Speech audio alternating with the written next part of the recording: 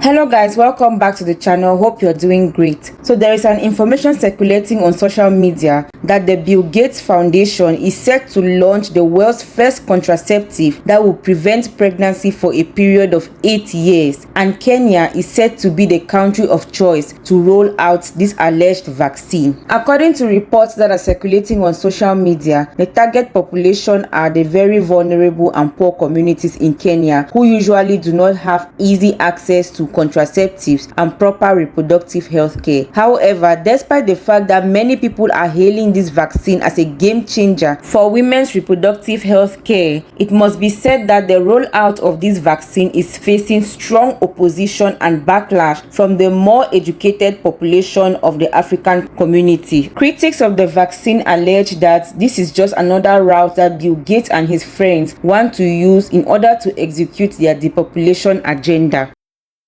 Bill Gates is introducing the first 8-year contraceptive to Africa. Now, I want to ask you, what is Bill Gates' obsession with Africa? Why are you in Africa? You're a billionaire. In fact, of all the things that you've ever done for Africa, how many of these things have actually turned out well for us? What have you achieved with this bill, the Gates Foundation, all the billions that you've been throwing into Africa? Where's the money gone? What has it done for us? I want somebody to explain to me why this man is so obsessed with population control in Africa. Why don't you go and do this in America or in England or in any of these other European nations, in South America, in Asia? Why is it Africa that you want to curtail the population? Do you know, people, that Africa, 70%, I believe, something like that, of the African population, especially Black Africa, is under the age of 18. We have the youngest population in the whole world and the highest birth rate, and the continent with the most resources and food to feed them if you went stealing it all. G7, the West. Bill Gates, how about you go and focus on the European nations who are exploiting Africa, and that might balance things out so that we can have as many babies as we want to have and continue to grow our population and do what we've got to do. An 8-year contraceptive? Guys, pay close attention to this, because for some reason, African presidents, William Ruto, for example, why are you doing a deal like this with Bill Gates? Did you ask the people if this is what we want? So the primary problem for Africa now is to control our population. We know all the diseases undercover that guys were trying to infect people with, that we know those stories. I'm not going to go into those conspiracy theories here. They're not even conspiracy theories because the people admitted to doing it, so it's not a conspiracy. But my thing is that I saw this story and I said, listen, this Bill Gates is a very tricky individual, very tricky fellow. And when you look at his face, I knew he was tricky from the beginning when I was young. I knew that guy was tricky, but I didn't really understand why I felt that way. Now I do. I'll be following this because I cannot believe this is actually going ahead. I think it's already happening. People are celebrating it. Are we guinea pigs in Africa? Why are we getting tested? Do you even know if it works? Do you know if it's safe? Anyway, guys, look, let me get out of here. By the way, as I always say, type in the number 300 if you want to join the 300, which is my independent funding group. That is how I continue to provide information for Africa and the diaspora, all the educational and informational content that I produce. My private funding organization. It's 4 times a year meeting, $100 minimum. Decide what I want to make, or you vote on what I make it. Cheers. I think one of the key framing points for the food book is that as we look over the 20 or 50-year time frame, will the food system in aggregate be able to meet our needs? The current vaccines are not infection blocking. Have you ever wondered exactly how and when this guy became the world's top expert in everything? The guy who gets to tell you what to eat, what medical solutions to put in your body, what to drive, how many children to have, basically what kind of life to live. When exactly did turtleneck Microsoft guy turn into the world's foremost pharmacist, virologist, epidemiologist, agronomist, climatologists. Where was the meeting held where it was decided that this billionaire computer nerd should somehow become the unelected philosopher king of planet Earth? Well, to answer this question, there's something that recently happened in Nigeria that you should probably know about. So the Nigerian National Assembly just concluded its open week, where it presented its annual scorecard to the media and the general public. This is the event where it gets to showcase the bills it has passed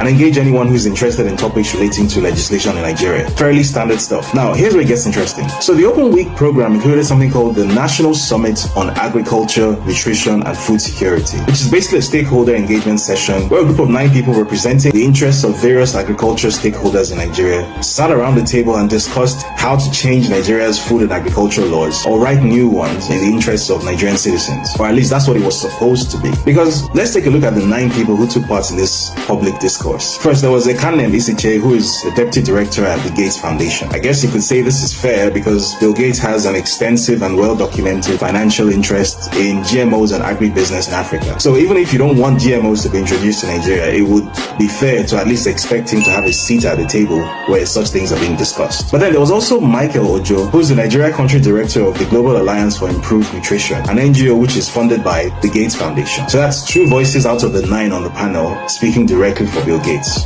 But it didn't stop there. Sunday Okoronko, executive secretary of the NGO called Scaling Up Nutrition in Nigeria, or SUNN, also sat on this panel. SUNN is funded by the Gates Foundation. So that's 3 seats out of 9. There was Nimat Hajiboy, UNICEF's head of nutrition. And guess who is one of UNICEF's biggest donors? That's right, the Gates Foundation. 4 out of 9. Also sitting on this panel was Bello Lawal, national president of the Association of Local Governments of Nigeria, ALGA. Now, Mr. Lawal is known to have a very close working relationship with the Boston-based NGO Management Sciences for Health, which it may not surprise you to find out is funded by the Gates Foundation. Also, Algon itself has collaborated with the Gates Foundation multiple times. So that's 5 voices out of 9 on the panel. Then there was Dr. Ahmed Abdul Wahab, who is a health advisor at the Nigerian Governors Forum. No way this guy is also a Gates Foundation baby.